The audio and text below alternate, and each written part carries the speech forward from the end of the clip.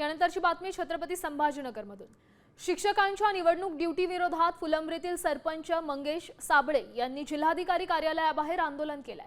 शिक्षकांना निवडणूक काम दिल्यास विद्यार्थ्यांना शिकवणार कोण असा सवाल त्यांनी केलाय। प्रशासनाला धारेवर घेतलंय। यावेळी जिल्हाधिकाऱ्यांना एकेरी भाषेत आव्हान देत आत्मदहनाचा इशारा देणाऱ्या सरपंच साबळे यांना अटक करण्यात आली।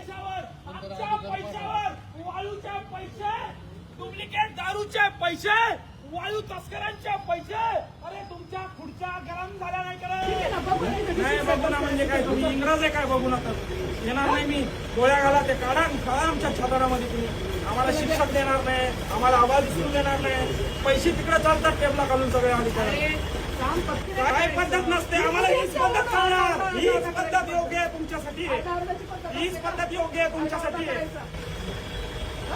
बाहेर आरडाओरडा सगळे येणारे प्रत्येकावरती हे होतंय त्याचा परिणाम होऊ द्या ना, झाल्याच पाहिजे, तेच हेतू आहे माझा, तोच हेतू आहे, प्रत्येक नागरिक जागा झाला पाहिजे, तुमचे गुलाम म्हणून जगणार नाही आम्ही, तुम्ही नौकर आहे आमच्या मॅडम, आमच्या कर्जातून आमच्या टॅक्स मधून पगार होतो मॅडम तुमचा, तुमचे लेकरं बाळा आमच्या टॅक्स मधून शिकताय, विसरू नका तुम्ही, पगार होतो ना महिन्याला तुमचा आमच्या टॅक्स मधून होतो, दादागिरी नाही ऐकणार आम्ही।